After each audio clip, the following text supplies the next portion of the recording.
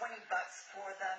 And when I looked the brand up online, they started at $120. What our guests have in common is they love the thrill of the hunt. I mean, you never know what you're going to find. Brian Owens is the owner and CEO of Unclaimed Baggage. In 1970, his father Doyle started the company, borrowing a pickup truck to transport his first load of unclaimed bags. Our inventory, I've always thought about it like an archaeological dig. The bags and the lost and found items that we're seeing now are different in many ways than we saw, say, 10 or 15 or 20 years ago. We have seen more bags come through our facility in the last couple of years than we ever have seen in the company history. Last year, some 26 million pieces of luggage were lost, delayed or damaged, the highest number in a decade. People still kind of reeling from COVID, staff shortages, a lot of expertise lost in the industry.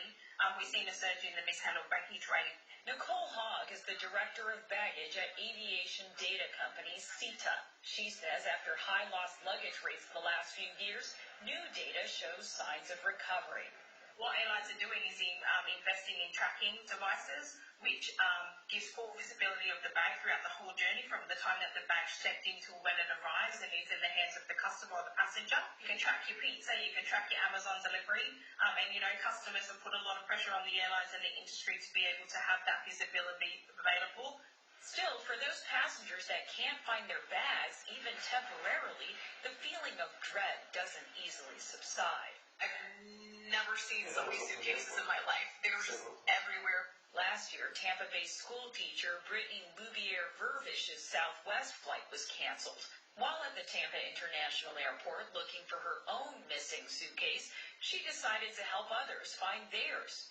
Brittany texted around 70 people after finding their phone numbers on luggage bag tags, an act of service that got her anointed online the Luggage Angel. On the receiving end of one of those messages was Tara Meadowcroft, a Missouri-based librarian. I get this text message and I'm like, that's weird. I was just staring at it like, who is this? And so I texted back and I was like, I'm very thankful for this. Here's a gift card.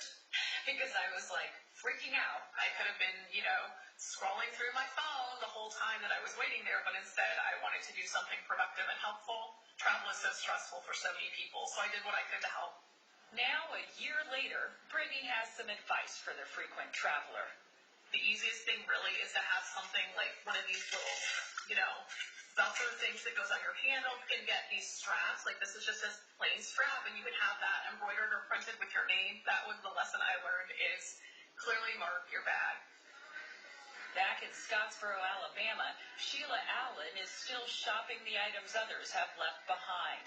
She has this travel advice. I make sure when I travel, not only do I have tags on the outside of my suitcase, but I took tags on the inside of my suitcase as to where I'm going, where I can be contacted. So, I want to find my stuff here, She says if she ever loses a bag, she'd come right back here looking for it. For the PBS NewsHour, I'm Stephanie Sy.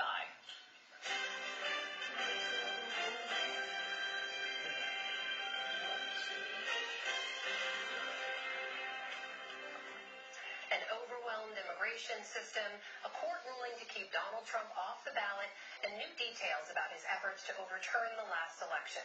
To discuss it all, we turn now to the analysis of Brooks and Capehart. That is New York Times columnist David Brooks and Jonathan Capehart, associate editor for the Washington Post. Good to see you both. Good to you. So we are seeing record daily encounters at the U.S. southern border once again. The Senate went home without a deal. Border policy wrapped up with foreign aid funding. In the meantime, immigration as an issue, as a concern for Americans, has been rising. In some recent polling by Gallup, you see when people are asked what they think the most important problem the country is facing right now, the top one is government and poor leadership at 19%. Immigration is second at 15%, followed by the economy and inflation. Jonathan, the negotiators from the Senate who went home still have a chance to continue talking. Do you see them getting anything done? In the spirit of Christmas, I want to say yes, But by the time they get something done, Christmas will have come and gone. And so, look, this much I know, they are trying.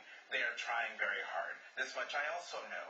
If they do indeed come up with a deal, it's going to be a deal that folks on the far right are going to hate because it doesn't go far enough from their perspective, and those on the left and within the Democratic Party, their hair is going to be on fire because it probably will go too far. But because it is attached to aid to Ukraine and Israel and Taiwan, the imperative to getting this done is so high that I think the negotiators are going to come up with a bill that is going to require a lot of people on both sides of the aisle to swallow a bitter pill if they want to get this done. You agree with that? Yeah, I think we're closer to some sort of bipartisan immigration bill than we've been since the Bush administration. Just a lot of people have a lot they need from this bill. The Biden administration is now just way behind in immigration. Biden was, slightly behind in immigration in 2020. Now he's like 30 points behind. Among immigrants themselves, people who personally came over to this country, Biden had a 20-point lead among immigrants now. Now it's even with Trump. And so the political pressure is just awesome. And then you look at Chuck Schumer, Mitch McConnell, Kristen Sinema, everyone is sort of saying the right things. And of course the details are the details, the immigration issue being what it is. But I just think so many different constituencies get something out of this that I think it's, I don't know if more likely than not, but more than we've seen in decades. The cynical view here is the longer it's a problem, the more Republicans can leverage it and say it's Biden's problem and not want to fix it. Do you see any truth to that? Well, obviously there's some truth to having an issue, but I think for Kirsten Sinema, people like that, if you look at the individual senators or the individual House members, and you look at how people are reacting on the border where they go to the grocery store and there's no food because they've been swamped, they can't get in the ER. Like, people are having real difficulties on the border in these towns that are overwhelmed. To me, those people are not looking for an issue. Those are looking for some help. And I agree with you on that, but let's talk about even more cynical view, and that is Republican governors sending migrants from their states to northern cities, to cities that are run by Democratic mayors, and thus using immigrants and using human beings for political purposes, using them as pawns in their political gains. And I think that's also why we see concern about immigration rising up to the top, including in places like New York City, which, Republicans like to deride it as, well, you're a sanctuary city, well, you should take care of this. But in order for those things to work, things need to work at the border. And so this is a problem that is not one of President Biden's making. To your point, we haven't been this close to an immigration deal since President George W. Bush, the Republican, but this is something that has bedeviled both Republican and Democratic presidents simply because the incentives have not really been there to do anything about it. And we cannot say enough. Nothing changes substantively at the border until Congress acts. We have to underscore that, too. Meanwhile, all of these forces have allowed former President Trump to really double down on a lot of the anti-immigrant messaging. He's been echoing Nazi propaganda by repeatedly saying immigrants are, quote, poisoning the blood of our country. We've got just over 3 weeks to go before the Iowa caucuses, and I need to point out that language is actually resonating among likely GOP caucus goers. Take a look at this latest poll from the Des Moines Register and NBC in Iowa. They found 42% say those comments actually make them more likely to vote for former President Trump. Jonathan, what do you make of that? I'm not surprised by that at all. It takes me back to the 2016 campaign, when there were a lot of stories that quoted people who went to his rallies. Why do you like Donald Trump? He says what we're all thinking. He says what I can't say. And it left me to wonder, well, what can't you say? He's called Mexicans rapists. He's called for a Muslim ban. This was during his campaign. He was president for 4 years, so we know what his thinking is. And in these rallies where he talks about immigrants, he talked about poisoning the blood of our country, and he spells out they're coming from Africa, they're coming from Asia, they're coming from South America. What he doesn't say is they're coming from Europe. For him, immigrants are people who come from anywhere that's basically black or brown. And let's not forget what he said when he was president of the United States, how he derided immigrants from quote-unquote S-hole countries. So we know what his viewpoint is. And so the fact that he is using this... Good news. was about to say, this Hitler-esque language, we should take that very seriously. He's saying it over and over and over again. And it is terrible for political discourse. It is terrible for a country that is, built by immigrants and enslaved labor. The comments were abhorrent and horrible, and Donald Trump has a talent for tapping into some of the darker underground rivers of American history. America First fatalism, nothing is and this is an example. But we shouldn't ignore the fact that statistic I said a couple minutes ago, which is that his support among immigrants themselves is surging. And so there's an actual issue here. And so, in my view, anytime he talks about immigrants, you're going to get that 42% number. And then you got to remember, 42% at least of Iowan Republican caucus goers are Trump supporters. So they're going to be pro-Trump no matter what when a reporter comes up. So, I think it's abhorrent, but we shouldn't reduce the whole issue to those abhorrent comments, those Nazi-like comments, that there actually is a core problem here that people are really resonating with. I do want to get you to weigh in on the issue out of Colorado as well. The Supreme Court there weighing in and basically saying Mr. Trump is not eligible to appear on their primary ballot, citing the insurrection clause of the 14th Amendment. There's similar legal efforts underway in a number of states, so this is likely headed for the Supreme Court. But Jonathan, is this an issue that you think the courts should be deciding or the voters? Yes. Yes, in the short term, yes, I think this is an issue that the voters should decide because, one, the guy is, at least right now, leading in the polls. He is on his way, quite possibly, to become the next Republican nominee, and we're less than a year out, so the voters should have a say in this. At the same time, I say yes, that the courts should have a say because this is a question that has not been tested yet. And I don't think, even though the framers foresaw a Trump-like character coming, at least trying to come into power in American politics, that person has never tested the system the way Donald Trump has. The system has never been required to answer the question until now. And so I think, just for the good of the country, let's have this conversation. These two things can happen at the same time. You agree with that, David? No. What should happen? Why is Donald Trump, why did he become president? Why are there populist movements across every Western country? It's because a lot of people in a lot of these countries, me included, think a highly educated cohort of, in this case, Americans, have created a hereditary meritocratic class. They have a lot of education, they have a lot of cultural power, they control the media, they control the universities, they increasingly control the courts, and a lot of Americans say they have too much power, we're going to be populist, we're going to have an uprising. And then you have a series of judges with the Ivy League law degrees who'll come in and say, sorry, we're taking your guy off the ballot. I love the fact, Mom, that you don't watch TV. And in my view, exploded under the most dubious possible circumstances. For kicking him off of the Insurrection Act. Has he been convicted of sending the Insurrection Act? Has he been even charged with violating the Insurrection Act? No. And so to me, it would look like, and I think would be, just an elite power grab to deny people their democratic rights. I assume the Supreme Court will throw this out anyway, but that's my view. And we should point out there's divergence among opinions, even for those who believe that he should not be president, is unfit to be president. So I'm sure it's something we're going to continue to cover. You have a quick point to make? Yes, please.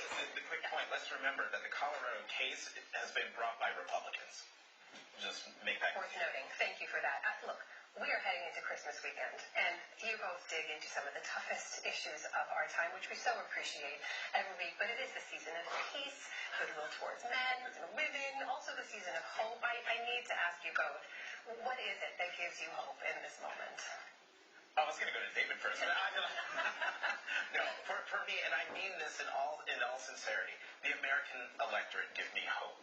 I know that there's some folks who might not agree with that, but the American electorate in 2022 during the midterm elections, they showed us that they are nuanced and sophisticated and can walk and chew gum at the same time. They might not like the economy, but they don't like what Republicans had in store for the country, and they blunted the red wave. It is my sincere hope that the American electorate, 1 year from now, will have saved American democracy, will have saved the idea of democracy for the rest of the world. That is my hope. David. Candy canes, dancing Santas, you know the dancing Santa and the Target, but how can you not be hopeful? You got like Santa swinging their hips around. So I'm just filled with ecstatic exuberance. I did not think this was going to end with you entertaining and dancing fans. And for that, I am grateful. David Brooks, Jonathan Capehart, thank you so much.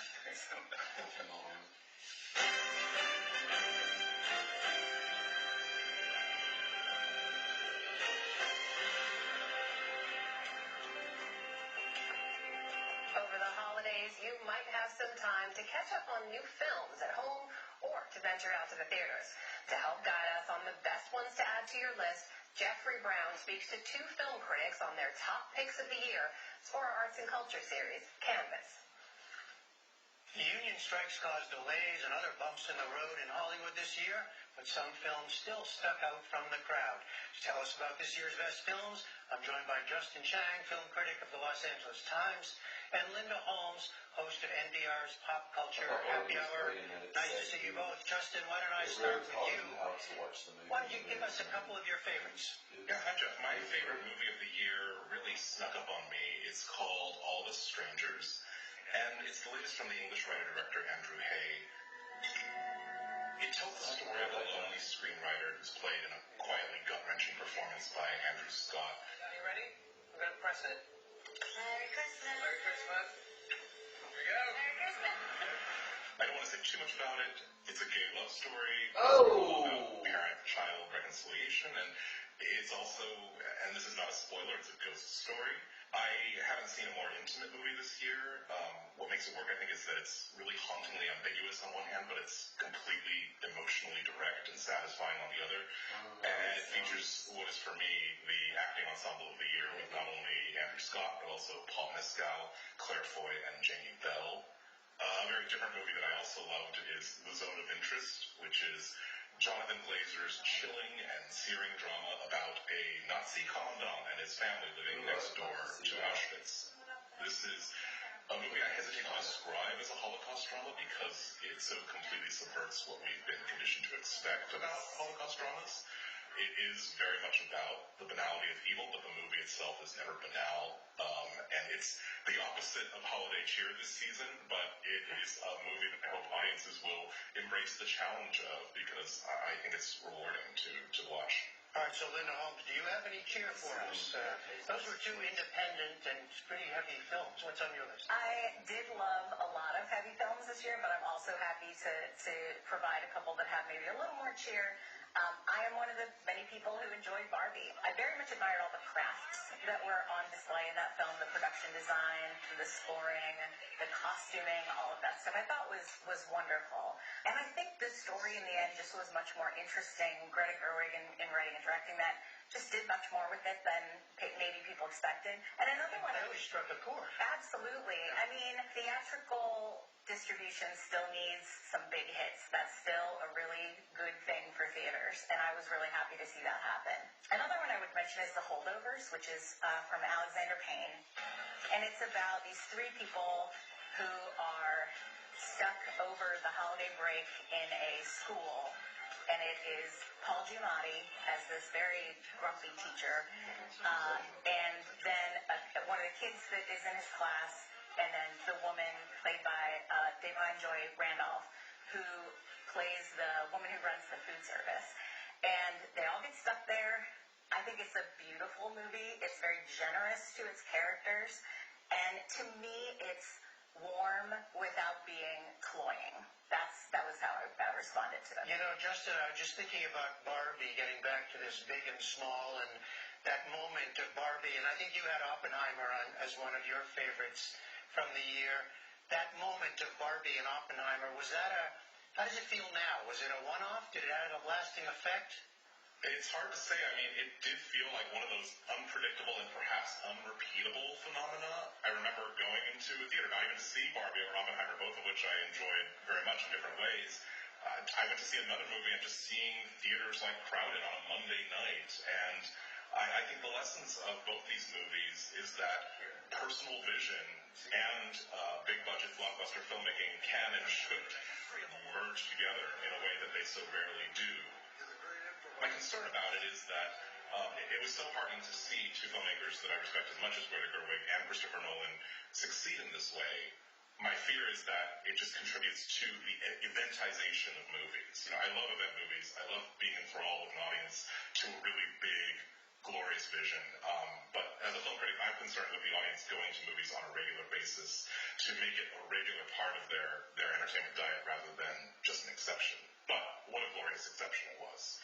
Want to give us another one that fits any category you like? I mean, what are you telling people at this time of year that they should see? I cannot resist bringing up one that I really liked that I know Justin didn't like at all. And I think sometimes that's the most interesting, which is Saltburn, which is this very extravagantly vulgar, loopy thriller that was made by Emerald Fennell, who made Promising Young Woman a couple of years ago. My parents, they've got problems. What kind of problems? I don't think I'll ever go home again. Well, why don't you come home with me?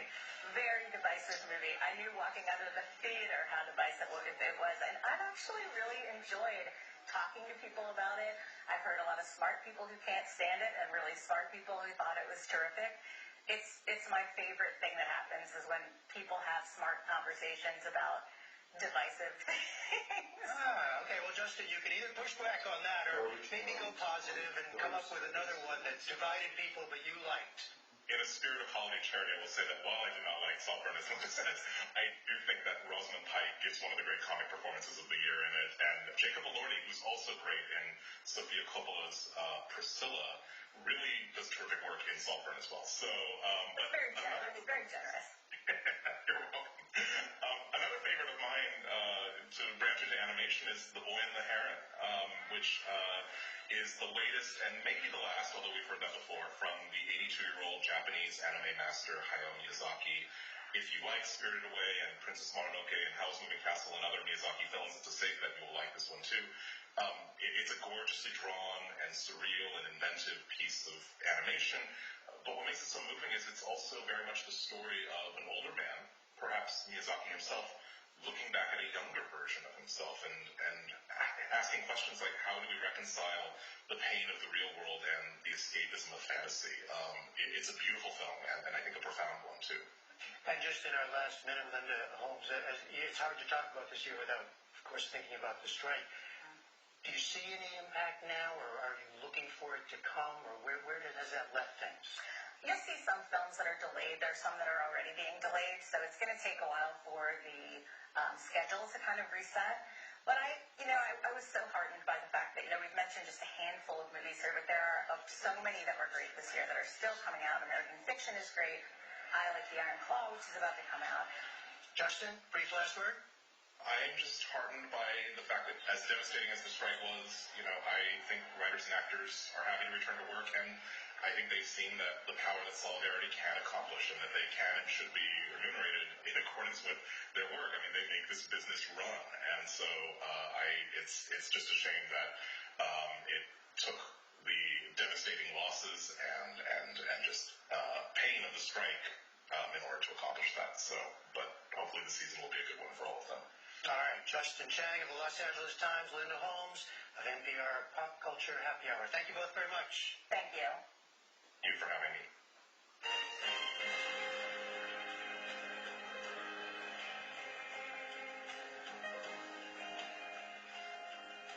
We close tonight's program heading into Christmas weekend with a NewsHour tradition. Each year, the Pentagon's Defense Visual Information Distribution Service, or DIVIS, produces a holiday song with members of the military singing. Tonight, we have O Come All Ye Faithful with a bit of a twist.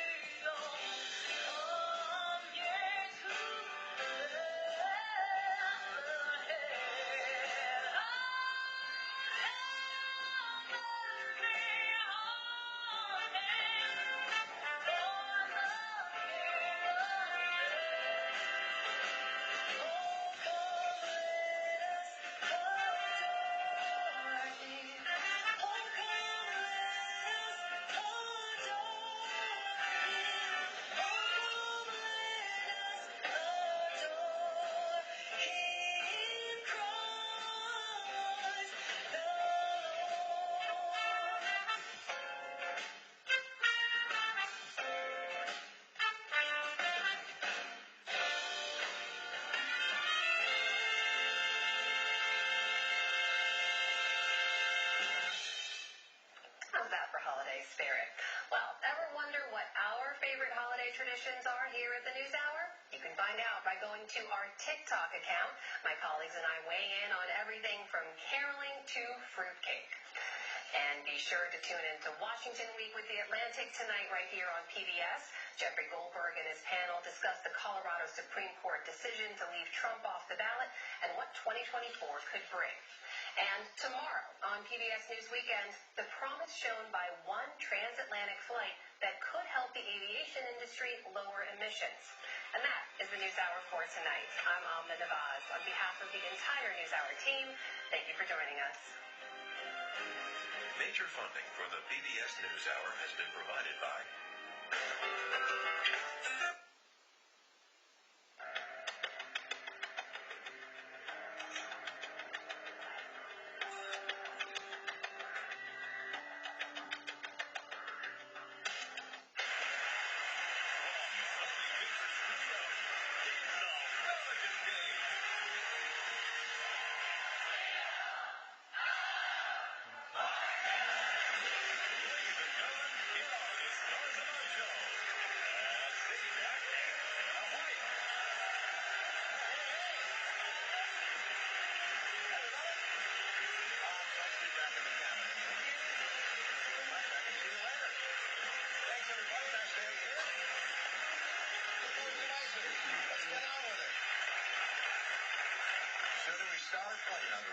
$1,000 food and drink is the category. And here comes our sponsor.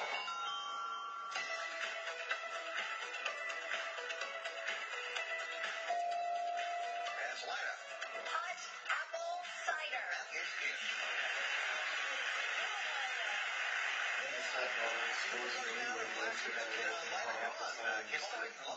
I did. Recently married, eh? I recently got married to my best friend, Jeff. After 13 years of dating, we finally felt like we know each other, so we said I do. Well, sometimes these things take a while. Now, you're afraid of heights, right? I am. And what's your profession? I'm a flight attendant for 30 years. Is that comforting to the passengers? It's crazy. I mean, you're not frozen in fear, but... Yeah, no, I mean, being in the metal tube at 35,000 feet is my comfort zone. Jumping off a cliff or a ledge and free falling, not so much. Okay, I get it. So those kinds of heights. Oh, I feel better now. Yeah. Nice to have you. That's easy. Thank you. Kriti Patel is here from Burtonsville, Maryland. You're married, right? I'm married to my wonderful husband, Samir, of almost 10 years, and we have two beautiful kids together, Mira 6 and Rayan 4. Now, you've been in various places around the world. Born in India, right? Yes. And then grew up in Kenya. Yes, Africa, and moved here. You know, a lot of people move cities or states, but my parents thought, let's just move continents. Why not? You know. Yeah. You came here for college. I sure did, yes. So what do you like to do now? What's keeping you busy? I love to cook. I love window shopping because it's free. and love to interior decorate. I think change is good, so sometimes they just move things along. So. Win some money. Nice to have you here. Thank you, Pat. Leroy, how you doing? Leroy Symon, Carroll Stream, Illinois. You are a married man, yes? Yes, I am. I am a married man to Maxie Symon, who's a jail nurse, or former jail nurse, for 24 years. Now, 6 kids, is this true? We have a combined of 6 kids, 3 girls, 3 boys, and 2 grandchildren. And we're proud empty nesters. But the oldest decided to break a leg and come back home. I don't think he broke his leg for that reason. Well, she didn't break a leg. She broke a leg probably for that reason. Wow. You collect tools, is this true? I collect tools and they collect dust. Will you be appearing here all week? I might. Okay. But can I mention that also my mother's here, who's been a lifelong fan of you and Banner. Her name is Mother Georgia G. Symon over there. And she got me the deal with. And she loves both of you. And from 6:37 p.m., we are disowned. Okay. Is there anything else you'd like to bring up? I am good. Okay. Then in that case, get ready to win some more money. $2,000 this time. The category is events. Here we go.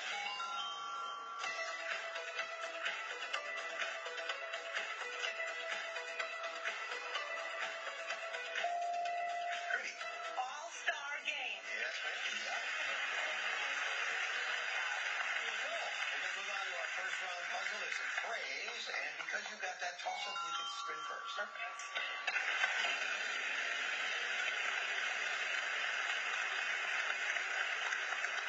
600. N. There are 2 N's.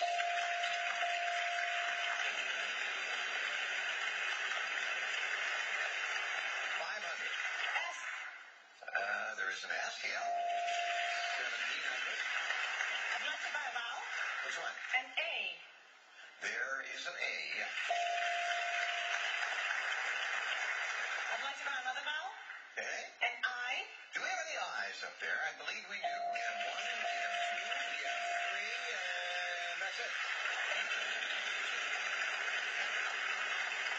700. G.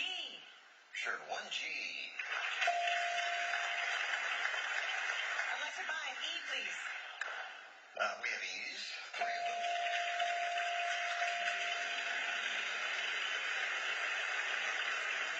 Whoa, that was close. 700. H. Yes, 1H.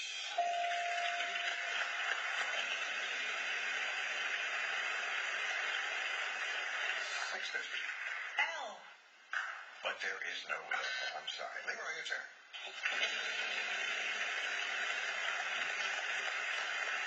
650. T. What T? I'll buy the old guy. Well, you know what? There is no I. I'm sorry. Line is your turn. Yeah. Must be green. Must be green. Must be green. 650. A P. There's P. Must be green.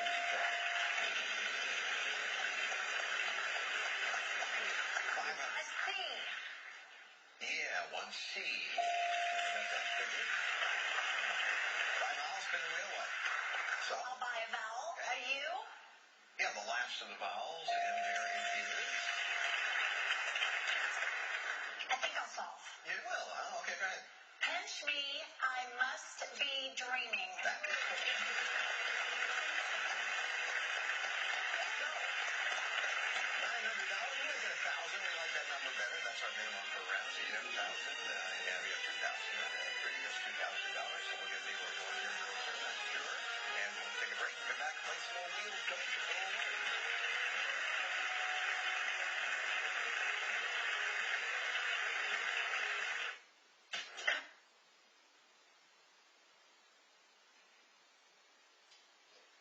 Tonight's mystery round is brought to you by Eucora. I had 8 UTIs in 1 year. This inspired my husband and I to start Eucora. It truly works miracles. The peace of mind I've been looking for. Try today at Eucora.com.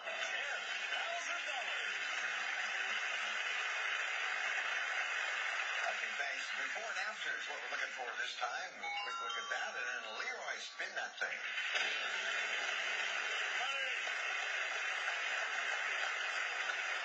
650. Have an S, Matt. Yes, you will. Two of them, actually.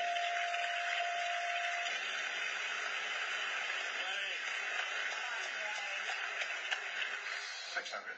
T. Yeah, you got that too. Couple of T's. And I buy the A. Well, Balsamon, no problem for you. No A there. Light up. Right.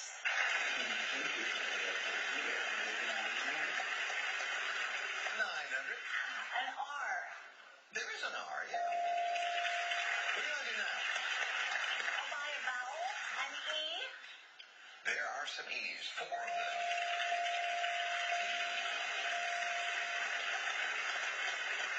600. N. 1 N. I'll buy an O. What's that top one? Well, there's no O. Pretty good. One after. So it's 900. G. There's a G. I'd like to buy an I, please. Yes, there is an I. Probably like. US 600. H. 1 H. Can I buy the U? There is a U. The last of the vowels. And let's see what that does for you.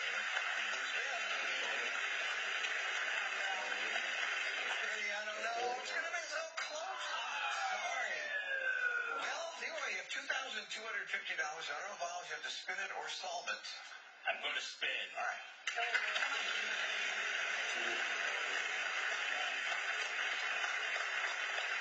500. C. Yep.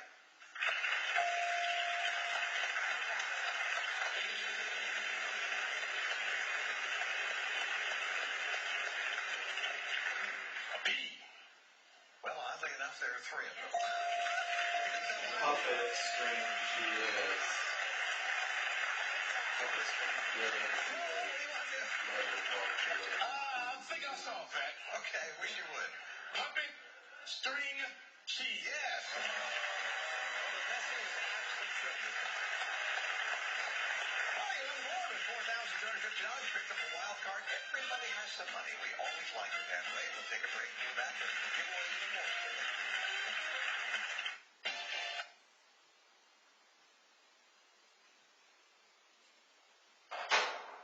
We're going to do a prize puzzle here. People is the category for it, and there is the puzzle, and the light is going to spin the wheel.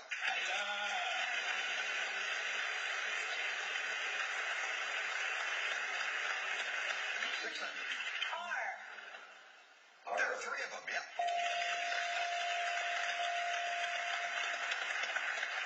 I'd like to buy a vowel. An A. 3 A's, yep.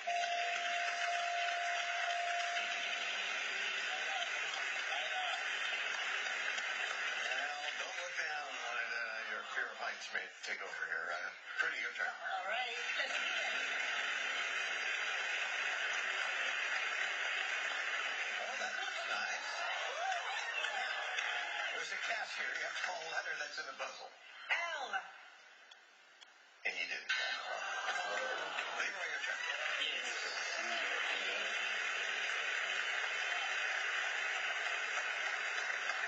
700. T. There are T's in the puzzle.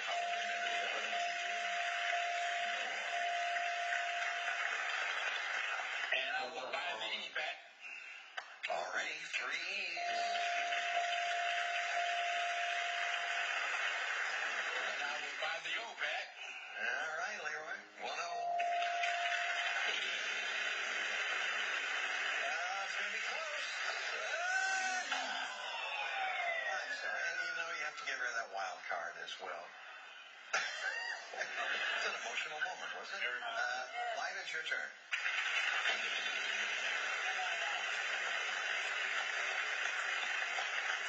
Oh, whoops, 600. S. 3 S's.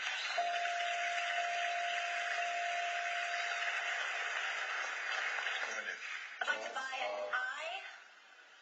There are 2 I's, yep.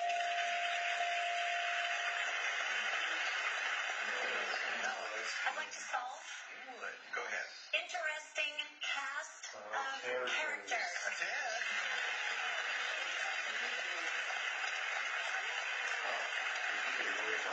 You fly all the time in your profession, so how about we give you a rail tour of Switzerland? What do you think about that? That's awesome. That's some cool fresh air, Lina. Discover scenic landscapes on a grand rail tour of Switzerland with Vacations by Rail. Hop aboard 6 iconic trains as you climb through the splendor of the Swiss Alps and soak in the views of picturesque lakes. Visit vacationsbyrail.com to experience independent and escorted rail journeys and the breathtaking scenery within reach. $11,000.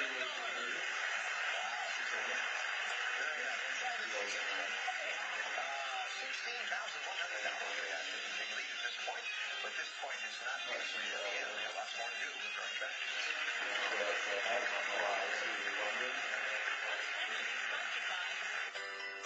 Treat every day. So outside of Bakerfield, that's where the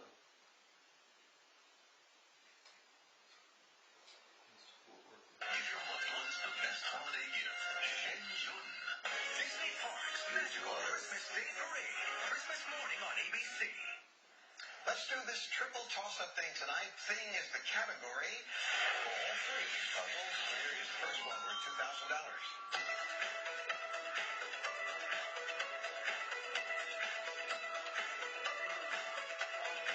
Leroy. Bathroom mirror. Yeah, that's it.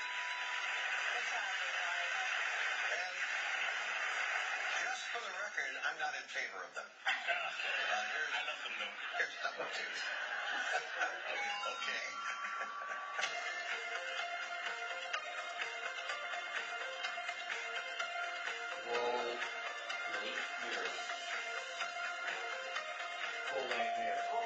Pretty. Full length mirror. Yeah, that's it. And just for the record, all right, here's number three.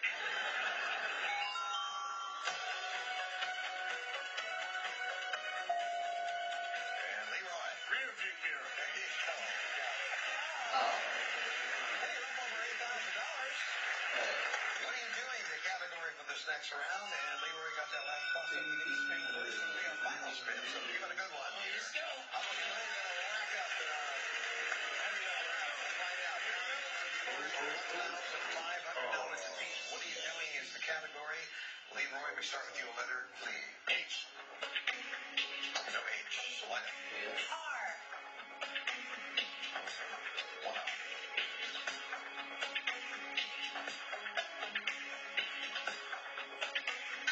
Ready? N.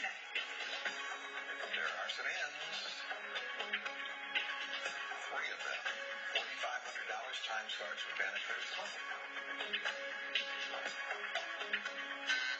Leroy. S. No. Letter. T. What are you doing? Ready? T. Yeah. Good news. Each of these T's. $1,500, and there are a bunch of them. Attracting attention. Yeah.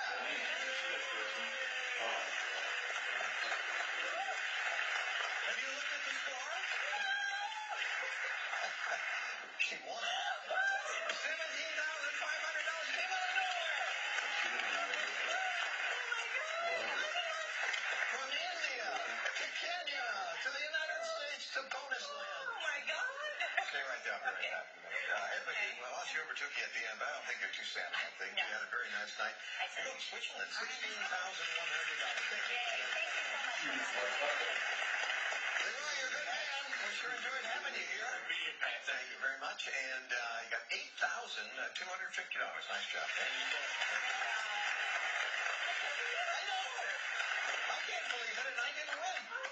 So you're going to go to the bonus round. You're going to pick one of these categories to play. Place, phrase, and thing. Place. All right.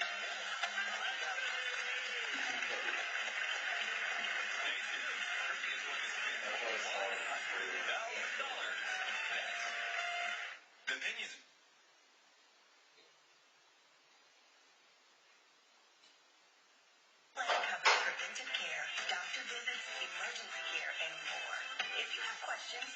here to help every step of the way. Cover California, this way to health insurance. Enroll by December 31st at coveredca.com. Well, I don't think you expected to be standing here a few minutes ago, and now here you are, $17,500, which is someone standing over there. Yes, my husband Symon. Hi, how are you? Now, I'm going to ask you to spin this wheel, please. Somewhere out there is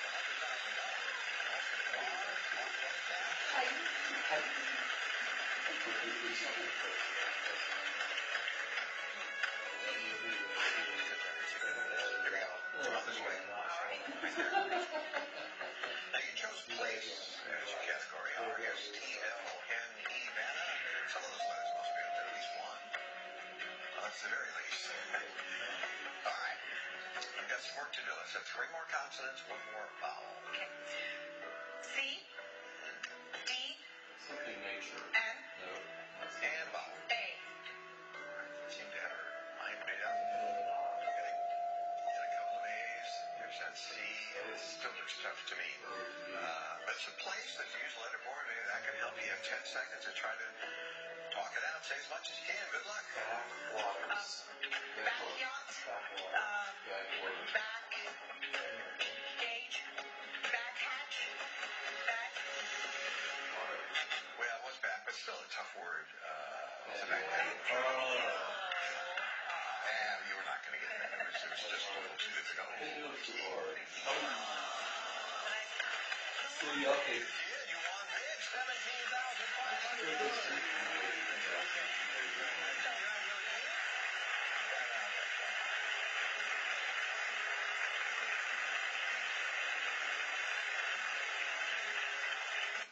WheelOfFortune.com has something fun for the whole family. Competitive, play free games. Fashionistas can vote on Vanna's dresses. If you want to win cash and prizes, and who doesn't, you'll get plenty of chances. And if you love Wheel, you can watch impressive stalls and unexpected moments. So take the site for a spin at WheelOfFortune.com. We used to take the show on the road a lot. Yes, we did. Remember in Denver one year in a big auditorium, and we're on stage and we had this kind of set, and we're about to start, and the fire marshal came and said, "You can't have an open flame." We had to explain it in a TV picture. It's not real. But it's still, you can almost feel the warmth. We will see you tomorrow for more. I've never seen them making films like opening with show. Happy holidays. Because they were in San Francisco, they filmed, at least like I said, they were filming their show all around cities. And Geez, and the price they quote is filmed a little intro thing at the front desk.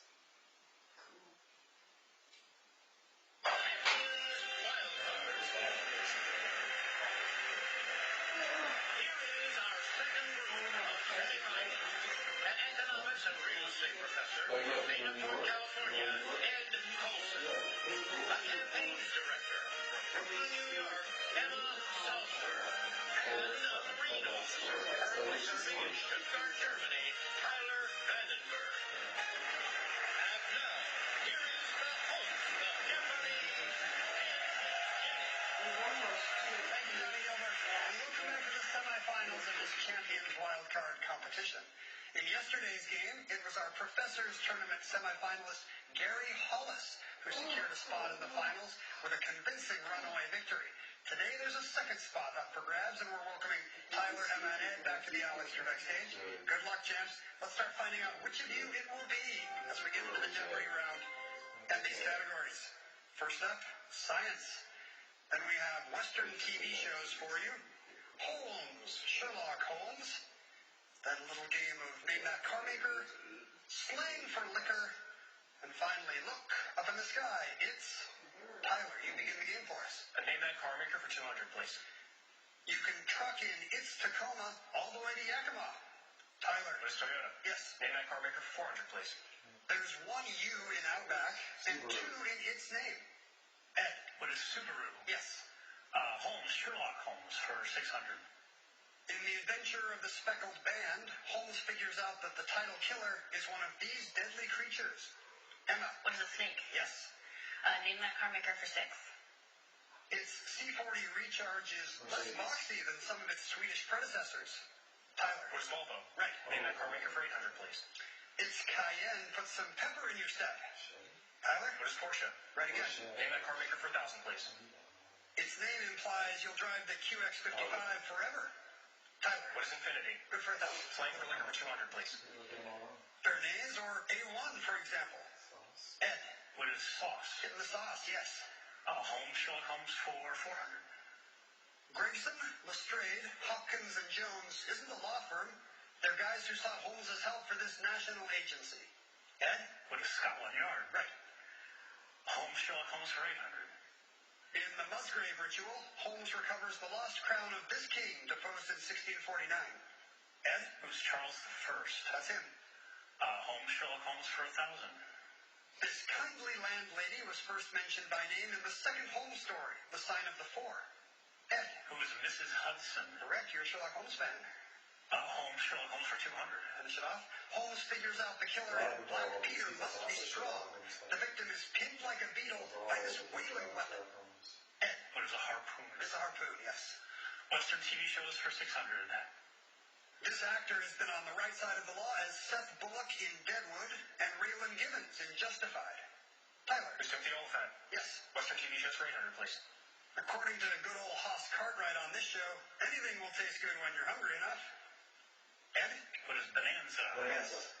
Western TV shows for 1,000.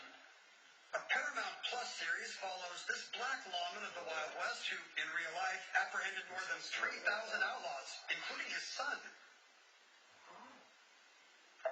Sometimes said to be the real-life model for the Lone Ranger. That's Bass Reeves. Back to you, Ed. Western TV shows for 400. In 1966, this man stepped down from hosting the Western Death Valley days to focus on his campaign for governor. Emma? Who's Reagan? It is Ronald Reagan. Yes, you have $1,000 even. All three of you off to a pretty good start as we head into our first break. We'll come right back after these stories.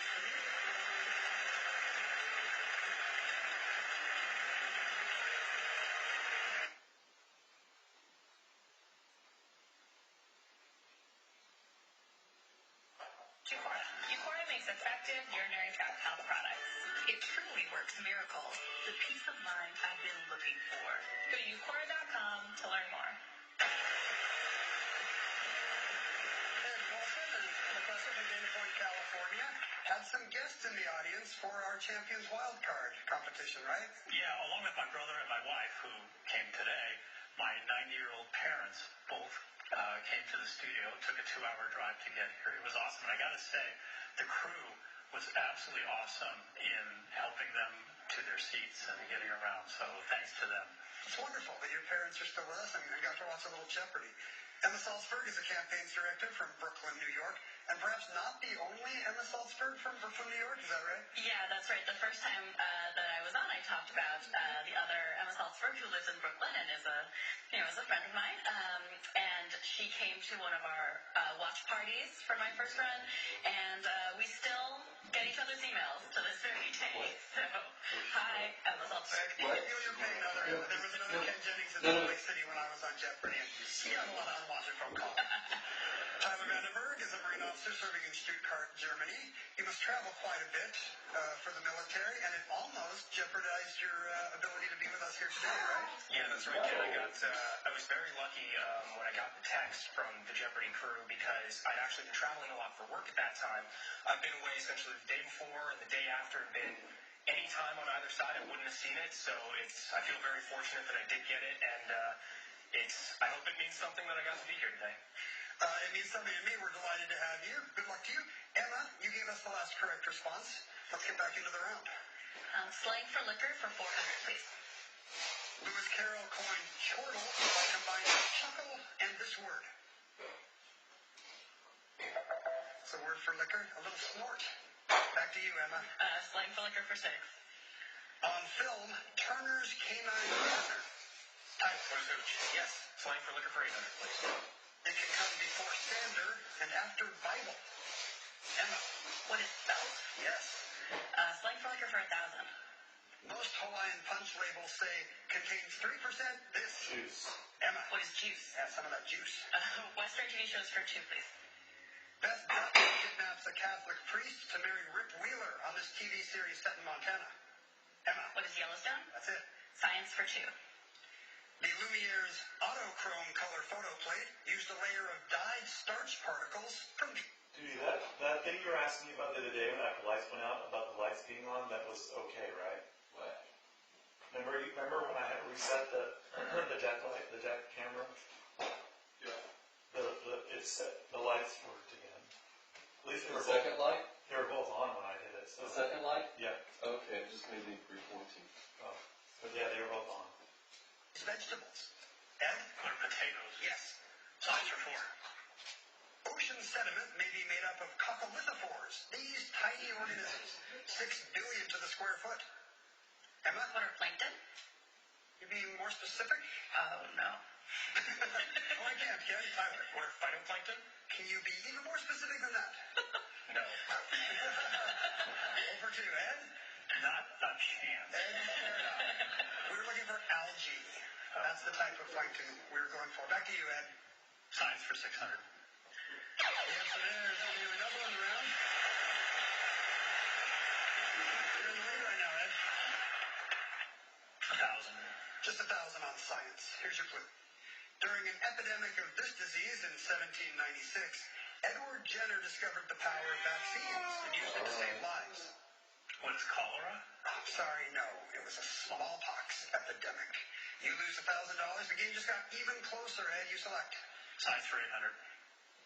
From 1979 to 2009, physicist Stephen Hawking was the Lucasian Professor of Mathematics at this university. Ed. What is Cambridge? Right. Signs for 1,000. When boiling water, energy absorbed that escapes as vapor is this type of heat, from Latin latere, to hide. Ed. What is potential? No. Tyler or Emma? From latere, latent heat. Ed, one category left. Look up in the sky. It's $1,000. A 350-seat A350-1000 from this aircraft company with another type of transport in its name. Tyler. Was Airbus. Yes. Look up in the sky. It's for 800, please. This constellation, the Chained Maiden. What is Andromeda? Tyler? Look up in the sky. It's for 600, please. A flock of these birds in motion. They're like little stars of the sky. Sparrows? Ed. What are starlings? Right. Starlings, yeah. Look up in the sky. It's 400. One of these that streaked across the sky over Russia in February 2013 then exploded with the force of 30 nuclear bombs. Tyler. Was it a meteor? Yes. Look up in the sky. It's for 200, please. Final clue. This dazzling phenomenon, as seen from Alaska. Ed. What is Aurora Borealis? That's correct. The Northern Lights. You are $1,200 off Tyler's lead. Emma, you'll select first in Double Jeopardy. It's coming your way right after these words.